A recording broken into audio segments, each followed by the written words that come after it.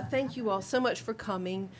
This is our third annual Humanities Enrichment Series for the Arts, and it's co-sponsored between the Humanities Enrichment Series at Forsyth Tech as well as the Fine Arts Council of Winston-Salem. And we are so grateful to have you all here. Welcome. Kat New is the Vice President of Vice President of Development at the Arts Council, and she's going to be the panel moderator. Hi, everyone, and welcome to our wonderful panel. As I was introduced, I'm Kat Heights New. I'm the Vice President of Development at the Arts Council, and it's my pleasure to kind of guide this conversation today. I know most of our panel members and I'm glad to meet some of them today.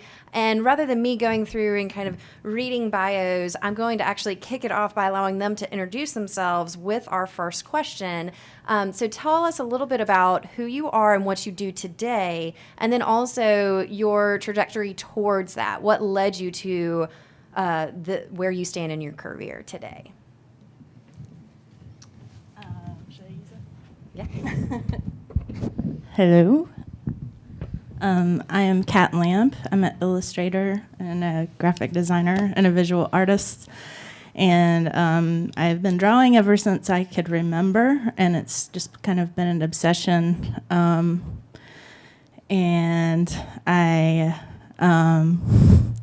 went to college at UNCG for a little while and took some painting classes, and I realized that wasn't quite the trajectory I wanted to be on. And so it took a couple of years to figure out what in the arts exactly, where I fit and what my place was. And then I fell in love with graphic design by making posters for my friends' bands. And so I went to school for that, and I graduated in 2012. And then I made grocery ads for a few years, and I quit my day job in August, and I'm doing illustration full-time now.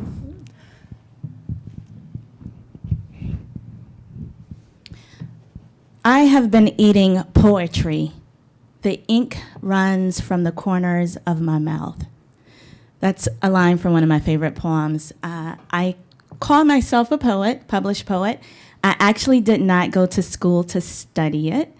I have an undergrad and a master's degree in something completely different, but I fell in love with poetry and with being able to give my feelings and experience voice. So it's after school that I started taking workshops and studying poetry and reading more poetry, and currently facilitate poetry writing workshops using poetry as a catalyst for healing.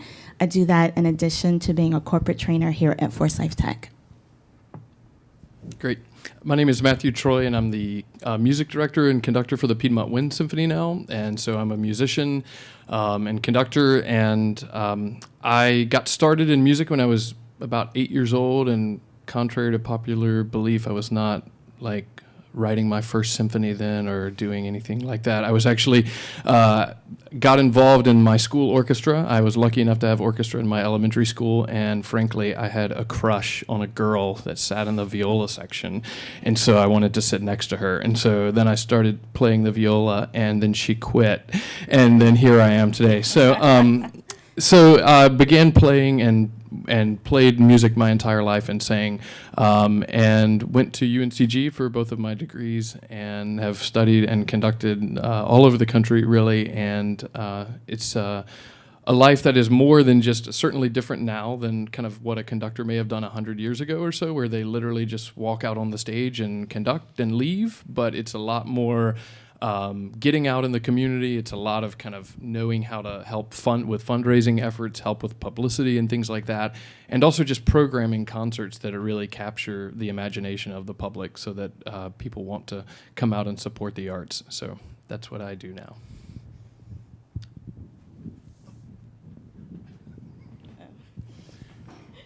Okay. Oh. You can sit on my lap. Yeah.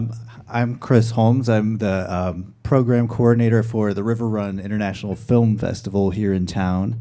And I'm also a filmmaker myself. And I guess came to it in a kind of a more circuitous route than maybe some other people on this panel. I kind of had a more traditional math, science, sports, like core learning kind of childhood and high school education. And I think I realized out of panic, we were talking on the way here, I sort of realized I hadn't put much thought into what I was going to do after that. And I always felt like I had something to say, and I feel like my college years were kind of orbiting and feeling out these different languages, poetry being one of them. Actually, I was into radio broadcasting and TV and just sampling all these different mediums and trying to figure out which language kind of suited my personality best. And I was thinking film and poetry. I actually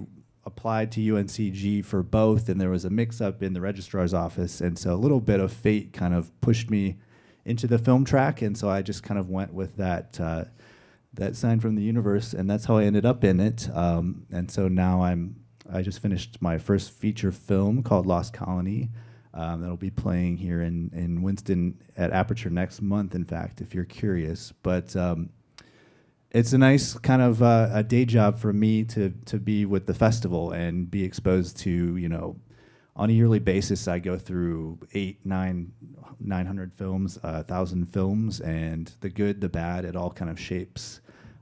It's kind of forms this, I think maybe even the bad more than the good, kind of you can check boxes of this is campy, this is what to avoid. So just being exposed to that many different pieces of film art every year is just really valuable in growing as an artist. So that was a really unfocused answer, but That was great.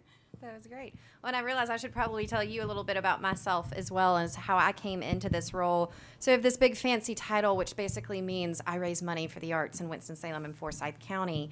And got into this 10 years ago when I moved to Winston-Salem. Before that, I worked for the city of Charleston in South Carolina and curated their contemporary art collection and their contemporary art spaces. So they had several galleries and spaces that house contemporary art. And when I moved to Winston, we came here for my husband to go to grad school, and I really needed a job for those 2 years. I thought it was going to be 2 years. It's now been 10. And serendipitously saw an ad in the paper for a role at the Arts Council. It was really, truly that organic. Was able to, as a result of that, meet with Milton Rhodes. And at the end of about 2 hours of a conversation with him, he said, well, great, I have a fundraising job. And I thought, ooh, that was the one thing I didn't want to do was fundraising. In fact, I actually dropped out of my fundraising class when I went through my arts administration degree because it was something that I never wanted to do in my career.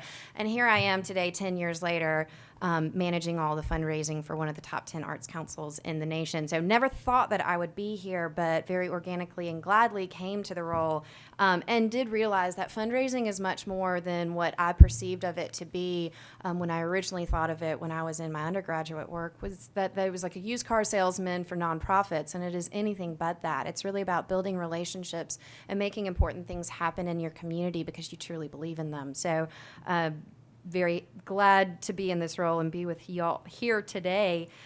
So moving back to our panel, I do want to ask, so we're all in great positions in our careers right now, and in that arc of getting to this place, what was the best advice that you ever received along the way that you think helped you be successful today? Can I take it? Yeah, I'll take Go it for first. it, yeah. That was an answer I had at the ready, actually, because I still think of it all the time. Because the best advice for me came from then was the conductor of the Greensboro Symphony at the time, and also the person that turned out to be my primary conducting teacher. And both of them actually told me to do something else. So the best advice they gave me was to not be a conductor.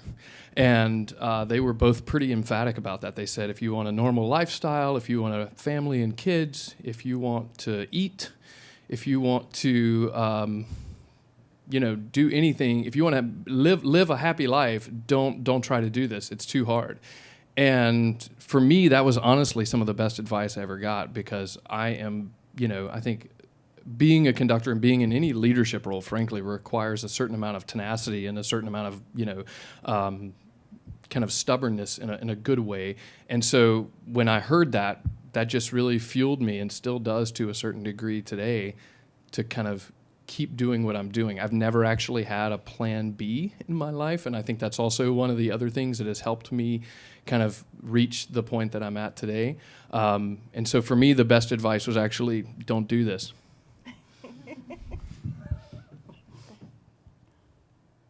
Did y'all have something? Go ahead. I was gonna. I mean, it's not as good as what Matt just said, and I think it may have come from actually probably someone I was dating. But a good piece of advice I got, maybe not even related to art specifically, was just learn how to say yes to things. There are certain points where I feel like I was maybe being a little too precious about wanting to just be in this artist box and limiting myself, but just learning to, if an opportunity was presented to me to, just hold a microphone or be involved with the backside of a radio broadcast or something, just even if you don't know how to do it, it's an opportunity, and say yes, even if you don't know what you're getting into. You can cram. They don't know that you don't know how to do it. So I think, given the opportunity, say yes to things, figure it out, take chances, and don't limit yourself. I like that a lot, and I feel like that is very true. And I'd also like to add to that some advice a teacher at GTCC gave to me. We ended up being very good friends, is just to be patient while you're saying yes to things. And if you just keep doing what you enjoy doing and what you love doing, people eventually notice that your passion for it, and you'll get even more opportunities. I have two quick ones. One is something that my uncle shared with me that my grandfather would teach his children, and that is to meet someone new every day, meet a new person every day. And it is so much about relationships, and not to get anything from them, but to see what you have in common and to be a friend. So that has stuck with me and been helpful. It creeps its way into my art, the characters that I meet, people that I meet, but also developing relationships. And the other isn't so much advice, but it's what I remember, what I continue to remind myself of. I was talking to a friend, frustrated that I wasn't where I wanted to be professionally, and I was telling her, I want to do this, and I want to be that, and I want to be asked to do this, and I kept going. And she said, you're already doing it. You're already doing it. And what that meant for me was to just sometimes step back and be appreciative of what you're already doing and let that fuel you. So to this day, when I get to that moment of, there's more, it's, wait a minute, you're already doing it. Mm-hmm. Calm down. Yeah. So let's shift a little bit from inward of our path as artists and arts administrators to more outward of what that means for the greater community. So as an individual artist, how do you feel you have a role in the greater community, or that serves the greater community? And if so, what is that? I'll go first, since no one grabbed their mic. Do it. For me, I believe I started to define myself as an artist once I started working in community. I came into art really out of a personal story. My father passed not tragically, but unexpectedly. He had a massive heart attack. He was young. I was with him. And I used poetry as my way to grieve, as my way to really process what loss was at that level. And it was years later that I was looking back through my poetry, and I saw the journey from being devastated to feeling more complete, more whole. It really took me through this grieving process. And because of that, I thought, there's got to be other people out there who could benefit from this. And that's when I started my business, The Word Project, to allow persons the opportunity and the space to really be able to grapple with some of the hard things in life that we tend to suppress, or we put a timetable on, like grief. So it wasn't until I started working in community, particularly with those who are suffering, that I felt this is part of my artistic call. And it's what I continue to do. This has been over a lot of years. Like, do I really want to date that? I know. So.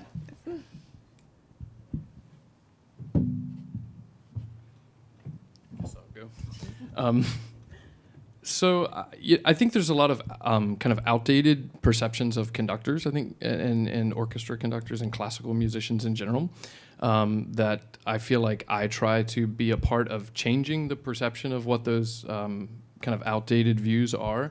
And I think one of them is that the conductor has this kind of very authoritarian role, and everything is kind of top down, and the conductor makes all the decisions. And yeah, I mean, to a degree, yes, you do make decisions, and yes, you do, lead musicians through a certain piece of music, or even setting kind of a bigger vision for an organization.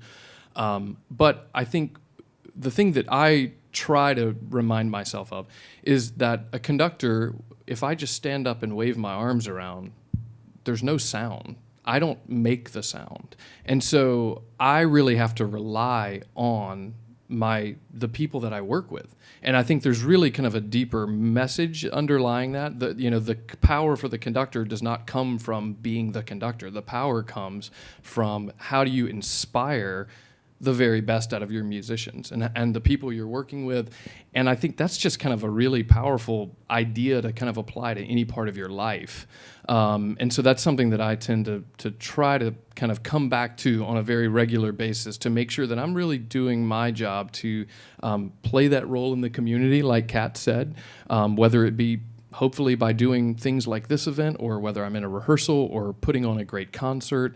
All of those things they're not the same, but there's very much like a common thread that ties them all together.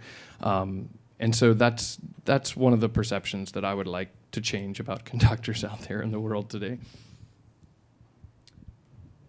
I mean, I think speaking in terms of what art can do for a community, or what art should do and does for our community, I think just in my approach to filmmaking is it's should start a conversation, or it should bring people together and start a conversation, rather than the work kind of starting and ending a conversation. And I think my favorite films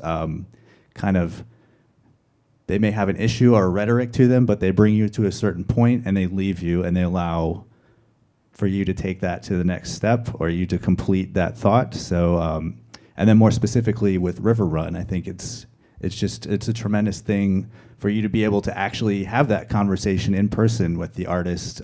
We try to bring as many filmmakers as possible, and I think that's very valuable to the community to just have that access and create those situations where you can come together as a group, and the film may not be specifically issue driven, but just have the opportunity to talk about whatever strikes you about it and learn from the artist. So, yeah, that's my answer. I'm still not sure what my role is in the community. I'm in a very larval stage of my career. But one thing I can say is that I do enjoy making things that make people happy, and it's an awesome feeling. That's a perfect segue to the next question, because we talk about, that question of if a tree falls in the woods, does it make a sound? And many believe that someone has to be around to hear it. And when you apply that question to the arts, that is your audience. And so in thinking about audience and how they fuel us as artists, what's the best response that you've ever received from someone taking in your artwork?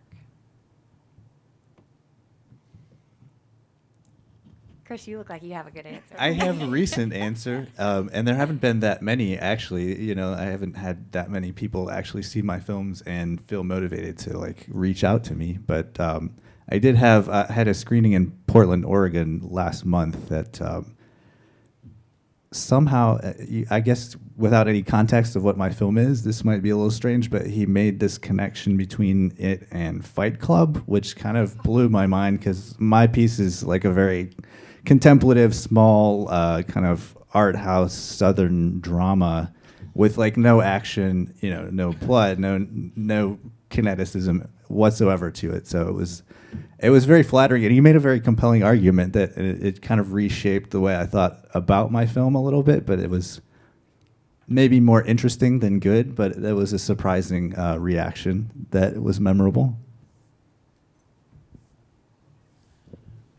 I don't know if this is the best, but it's certainly one that sticks with me. I also have another position with the Oklahoma City Philharmonic, and I conduct a lot of education concerts for young people out there. And in fact, over the course of the year, I think we reach about 35,000 kids in the area out there. So I think one of the best and most rewarding responses I got one time, last year actually, was when we highlight sections of the orchestra to teach young people about what makes up an orchestra, a symphony orchestra. And the percussion section came to the front of the stage, and there were every percussion instrument known to man on this piece of music that we were playing for them.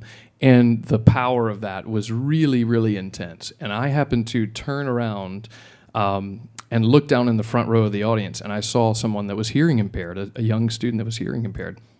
And for the first time, she really felt the music. She was feeling the music. She was, and just the smile on her face and tears running down her face to see that's the impact that we're having right there in the moment. It was incredibly powerful. And it just kind of reminded me that this is why we do what we do. This is what makes it worthwhile. And like you said, I'm not sure if this is the best, but it's the most recent. A couple of weeks ago, I did a poetry reading at Sawtooth. And afterwards, a gentleman came to me, who I'm going to guess is in his 50s. I don't know him. He came to me afterwards.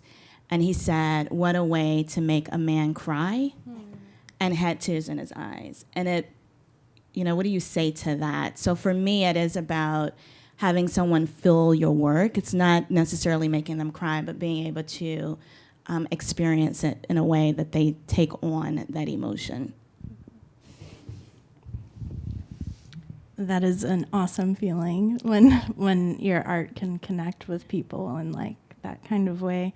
And another, I feel like I've had an similar experience to that, where a piece I made somebody cry, and I was like, oh my gosh, it's like we're connecting. Right. Another recent experience I had an art show, and a friend sent me pictures.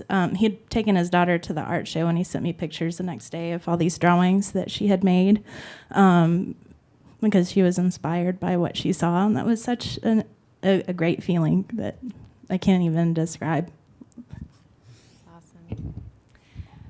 Well, none of us do this work in a vacuum, and we are informed by a lot of different experiences that we have. Chris, you talked a little bit about how seeing hundreds of films a year informs your work that you do as a filmmaker. But are there experiences that you have with other art forms, maybe that you seek out or that you've had organically and just happened upon, that informed your work as an artist? Should I start again? Sure, go for it. Yes, for sure. I don't. I think music probably more than anything. Have been drawn to the kind of visual, nonverbal medium more than wanting to write, as I did when I was younger. So I think, to me, music is the thing that kind of paints a picture in my head. It's a weird way to say it, but it's very visual to me listening to a piece of music, and I've often found myself writing entire scenes or short films based on one piece of music. So I think for me that tends to sort of unlock things a little bit, but it's a tough question for me other than that. I guess I think that, any artist has to really have just like an incredible thirst for learning and for knowledge. I mean, I just feel like that's one of the things that you have to kind of just wake up in the morning and bounce out of bed with, is just trying to go soak up as much information as you can every day, and just trying to learn, and just in loving that fact, really enjoying and kind of, really enjoying the opportunity to learn everything you can. And so for me, it's so important. I mean, I try to learn about different languages. We're doing a film concert coming up soon, and I've been trying to do all of this. I've had this interest in film for a long time, actually, and so I try to just continue to explore that in a deeper way. You learn about dance, you learn about, architecture, certain architectural movements. You learn about the visual arts and the different movements in the visual art world. You learn about how you combine music and poetry to form different kinds of songs and song cycles and lieder that people might sing. So to me, it's just kind of like a never-ending mixture of these things. I really, really try very hard to not view music alone, and I oftentimes will, even if I'm researching a Beethoven symphony, a good portion of my reading as I try to do my homework on those pieces actually has nothing to do with the music. It has to do with figuring out what was going on in the world in 1808, what was going on in this country and that country, what were the things that were kind of driving the politics of the day, and just kind of then I think it gives you this incredible foundation for understanding where the composer is coming from. And really, that's the job of the conductor, I think, is to get in the head of the composer as much as you can so that you can figure out how to communicate that out into the world as I recreate, a piece of music every time that we rehearse or perform it. And the other thing is, I think when you stand up in front of a large group of people that are all highly trained musicians, that are all very artistically inclined and very educated themselves, it gives you a sense, it gives me a sense of security to know that I've really done my homework. And so there's no question that they're going to ask me that I'm not prepared to answer. And so that's one of the things that I think is important about pulling in all of those different mediums.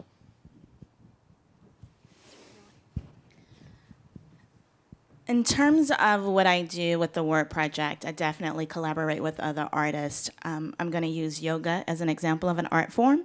I've done a yoga and poetry writing workshop with a yoga instructor. It's great to use art such as visual art when you want to get people to start writing who aren't comfortable with writing poetry. Many of the people that come to my workshops aren't volunteering to come. They're an audience, and I'm coming in. They're already there, so all of them are not excited about writing poetry. They think about English class in elementary school, no offense.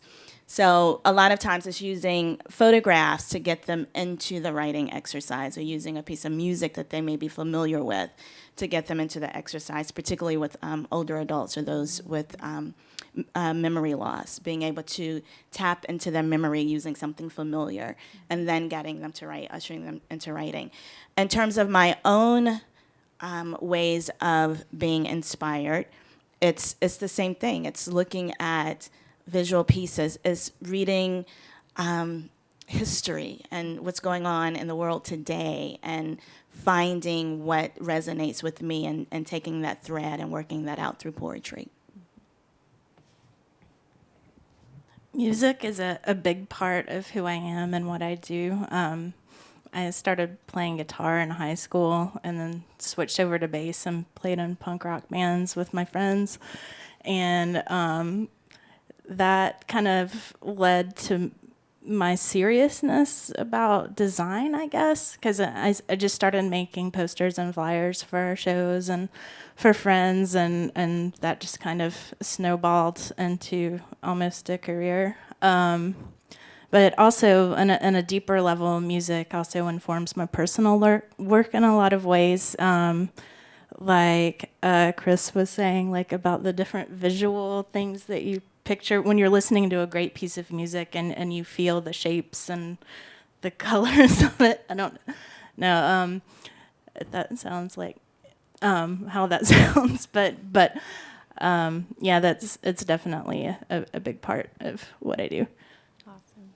So if there were no limits on the possibilities and you had infinite resources and access, what would the dream project be for each of you?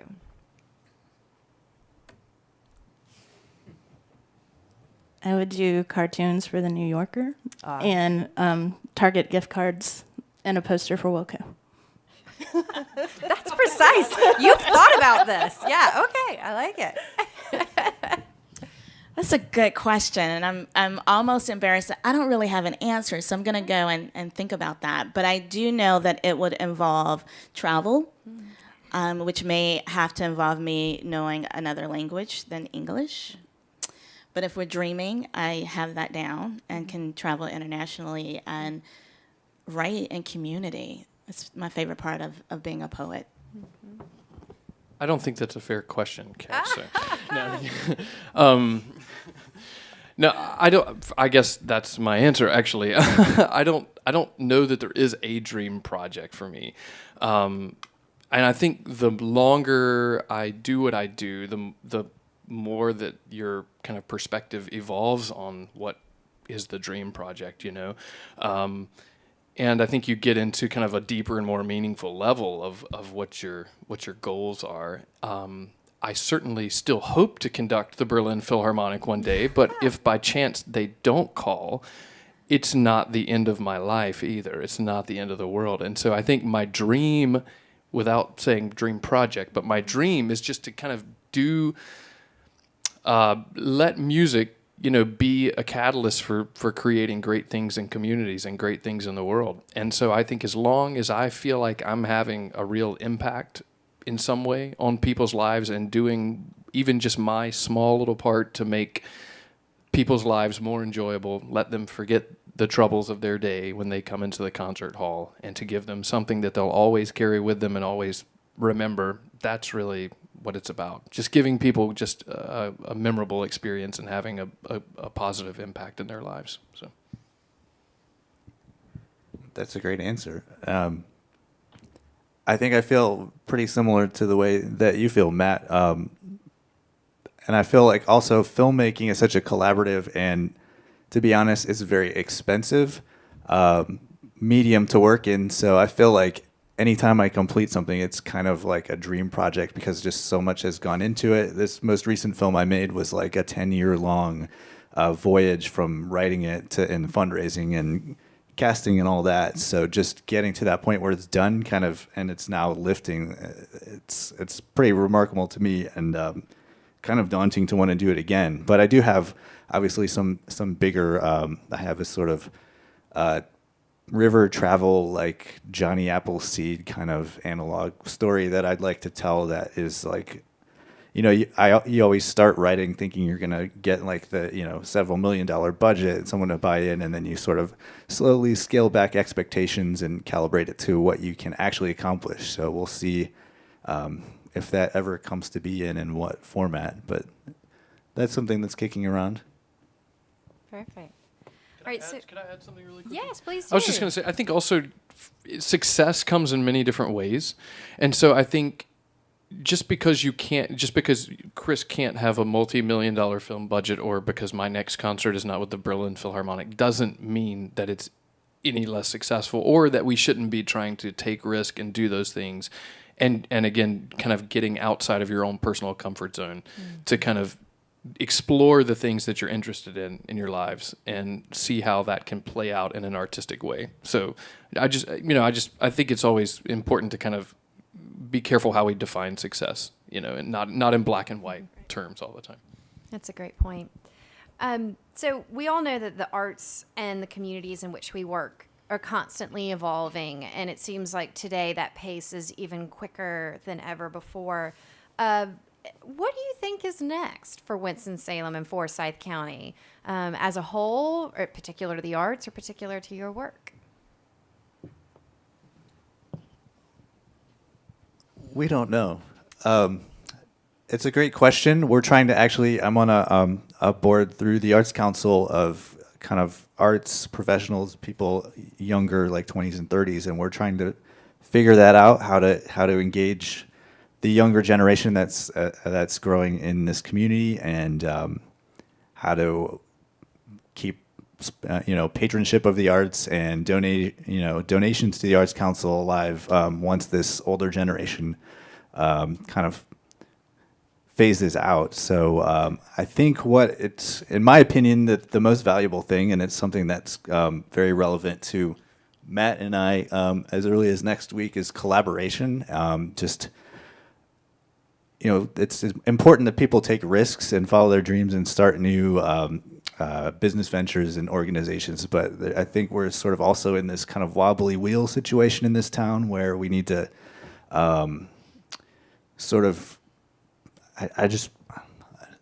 could someone pick me up here? I'm not quite sure where I'm going with this, but I think you're stronger collaborating and building partnerships and reaching people that way than trying to go solo or go rogue.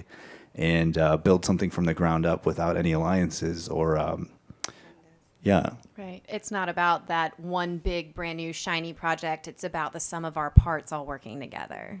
So I should mention that the venture I mentioned is Matt doing this really cool thing with the Wind Symphony and performing live to Frankenstein, and River Run is kind of, we've put more like kind of promotional weight behind it in helping to get the word out, but just tag teaming the event and trying to build stronger partnerships between the organizations that are already here, I think is going to be very important. You want to speak more to that? Well, just to say that, like, I think just there's to realize that we're all in it together, frankly, and that there's no sense of competition, and a lot of times that can be kind of a waste of time. And so, you know, my hope is just as much as Chris is hoping that their support will benefit us in terms of audience and in terms of exposure and the whole event. My hope is also that when people come and see this great film and have a good time, that they'll be more likely to go to every single River Run film that's happening during the festival. And so that there's this kind of, you know, cross-pollination of groups and audiences. And I guess, Kat, to get back to your initial question, I guess I think that, you know, you're right. Things are changing so incredibly quickly. I think the more that you're in Winston-Salem and you're kind of out and about in Winston-Salem, things are really kind of evolving at almost like a lightning pace in some regards.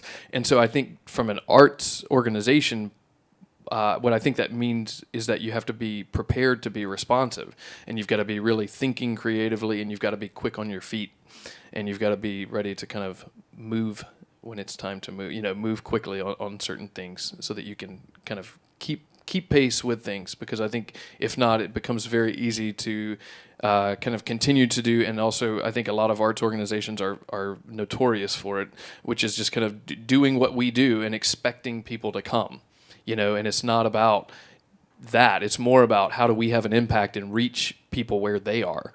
And I think that's a big distinction. I agree. It's about collaboration, meeting someone new every day, that sort of thing. And yes, we don't know, but the one thing that's exciting to me about Winston-Salem, particularly at this time, is that art has the opportunity to be at the center of everything that we're doing.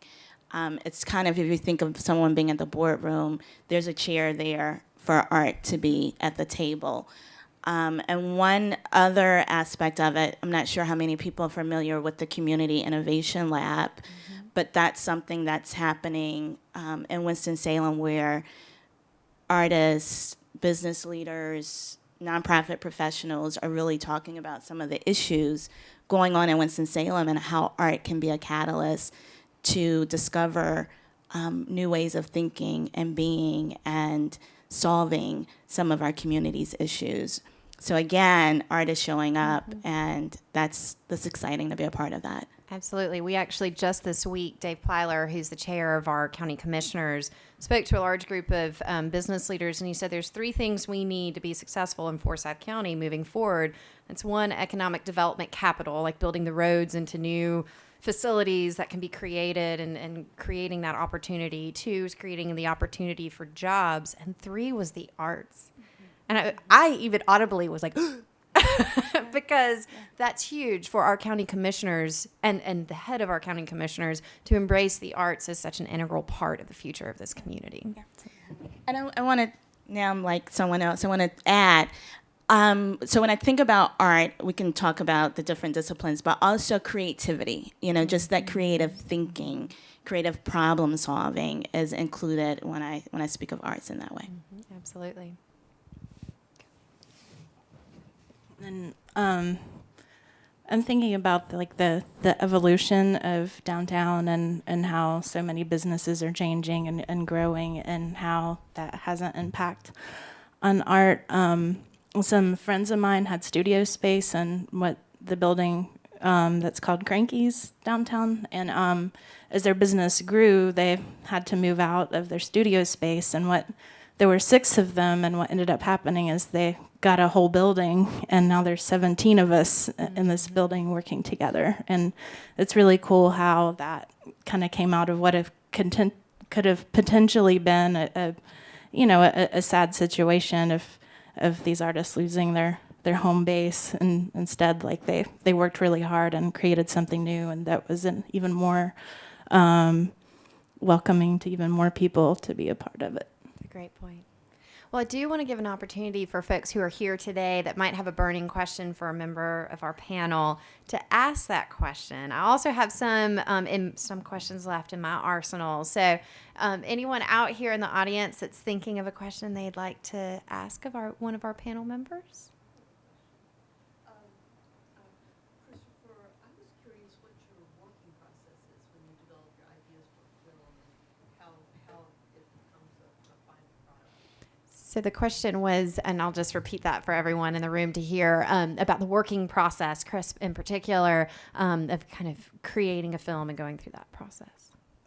It's difficult to describe. It kind of moves in fits and starts, in just short bursts, and then long periods of nothing happening. But I don't know. It's difficult having to be responsible as a writer, director, producer. It's a lot of hats. So you have to, obviously, you need a story that you want to tell first and foremost. And I tend to, I feel like I write from kind of artifacts or totems or emblems in a weird way. I started one project just from the symbol of an arrowhead, or this most recent one is.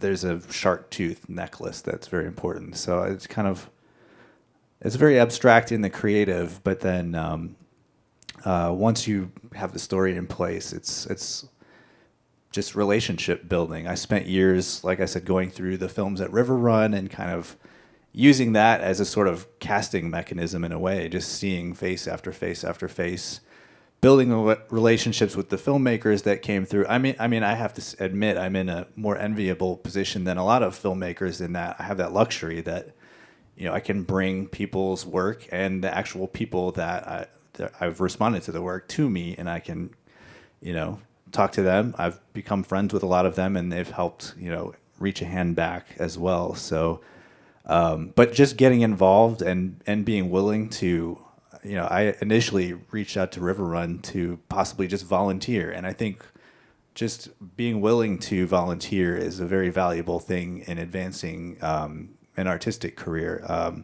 ended up being offered a paid position, and I sort of embedded myself in there from there. But several of our staff have started that way as volunteers as well and worked their way up through the ranks. So I think I went on a tangent from your question, but hopefully that's valuable to hear as well. Okay. Well, I don't have a question as much as I have comments. I've been here about 20 years, to an extent, coming from the Caribbean. And one of the things I said, if my husband were here today, my husband did his master's and was about to do his PhD in filmmaking. And he did a documentary that is being shared still at the United Nations. And if he were here, he would just say, wow, because when he met me, we got married and he had to quickly get a job for family. So he got sidetracked. So I really say congratulations. And I'm happy that you have such strong. And to this gentleman, one of the reasons why I came today was because of my 14-year-old granddaughter. And she is very talented. Right now, she has been playing classical music. She did Sanatina and a couple of other music. She played at the Baptist Hospital. She's also training with the guitar. And with her teacher, who is very well known here in Winston-Salem, and he also conducts symphony, and he's telling her all the time, I don't know if you can make money. So when he's speaking, I have to laugh because I'm hearing his voice continually telling her that what she's doing, because I told him she did her first recording, and we're doing gospel songs. And again, I came to look for, because of the way I'm writing, I started writing from never had writing or never had any type, never was interested in being a writer or a singer. But all of a sudden, I would just hear this music in my ears. And I started recording them. And I decided someone will have to sing them. And the type of songs that I've been hearing is songs that I would like to leave in the world to comfort people, and songs that will make a difference in people's life, a message. And those are the songs that I've been getting. And about 3 weeks ago, Krista sang at a church here in Winston on one of the last songs that I wrote, Gone to the Heavens. And the people stood up and gave an ovation.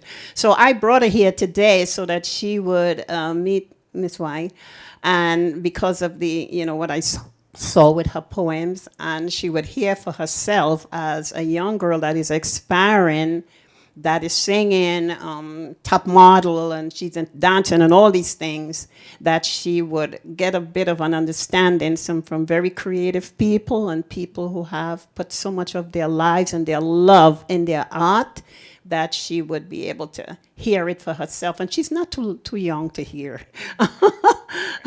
And perhaps appreciate this one day in her life. Thank you so much for allowing me to come.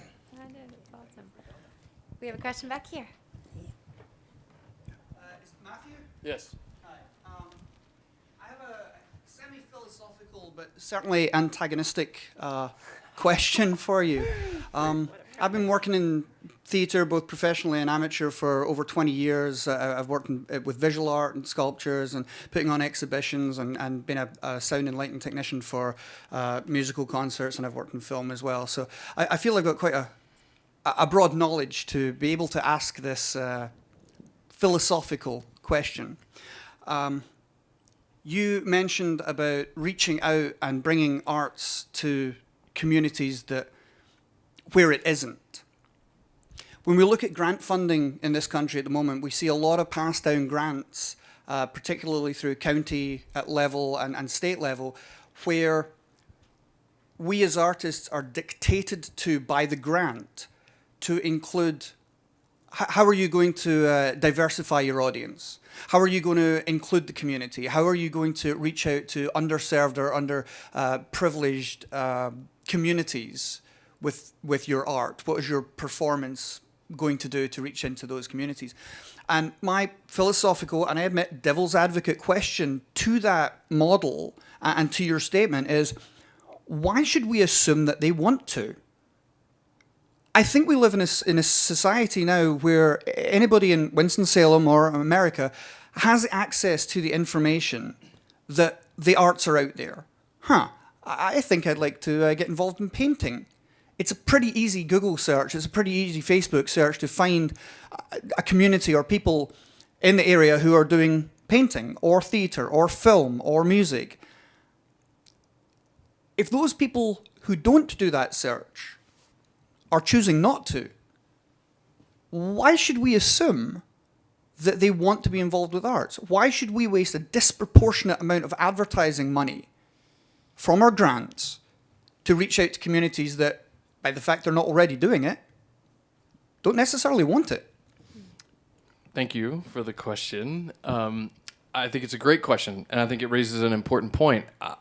Personally, I don't know that I have such an underlying assumption tied to it. I don't know that it means that I have assumed that this segment of the population are the next, Beethoven fanatics. If only we bring them Beethoven, then we'll convert them all. That's not really the assumption that I make. I think what I believe is that, again, going back to an even more fundamental role of what a conductor or what an artistic leader and a conductor would do, and I'm just using conductor because I'm a musician, but I think it means being receptive, being a conduit for things, and I think being receptive means learning to listen to other communities, learning to draw from other communities. And again, it's not about making an assumption and trying to impose that assumption on a community, but it's about listening and learning, like Jacinta said, about meeting someone new every day. And it's really about kind of bringing people together in ways that resonate with them. But it's through a process of what has been gleaned in terms of really listening and not making assumptions about those communities. And the other thing that I think is important is that I think great art really supersedes a lot of these barriers. And so I think great art, it's very easy to think in these silos of the black communities and the white communities and the Hispanic communities. And so I think great art is something that's so fundamental, and I don't just mean great musical art, I mean great art of any kind. It's something that kind of resonates with the human spirit in a way. And again, I think going to that level, not making assumptions, but being very open to how can we bring more people into the fold to enrich people's lives. But I agree, a lot of I don't disagree with your statement that I think many arts organizations can go wrong, and they can go wrong in assuming that a certain population wants a certain thing. If we just send a mariachi band out into the Hispanic neighborhood, then everything will be great. No, that's a foolish premise, obviously. And I think when I meet someone new, I try to take in that person as they are. I try to learn from them, no matter whether they're an older person or a younger person or any kind of differences. I think just being open to that and putting your assumptions to the side, frankly. So I really do appreciate the question, though. Any other questions from the audience? Well, I do have. Can I just wanted to point out someone who made me smile when she walked in the room in the back. So Dr. Tika Douthit is in the back here. She is a professional flute player, and she's our principal flute with the Piedmont Wind Symphony, and she is just a fantastic musician. So if you're chatting with any of us afterwards, if Tika sticks around, you can certainly pick her brain too. She's an incredible artist in her own right, and certainly someone that's very much in the fabric of our community. And also to your point with your granddaughter here, and Tika, I'm sure you would echo this. You were talking about getting involved. Chris said something about this too. Get involved, say yes to things, even if you feel like you're not ready. You're never ready. None of us are ever ready. So just get involved and do a good job. So, great. I do want to give the panel an opportunity to, if there's something that as you were thinking about coming here today, you really wanted to say and you haven't yet had that question that teed that up, or there's something that's been burning in your brain from the conversation or as a result, one last chance to kind of say that final thing that's burning in your brain.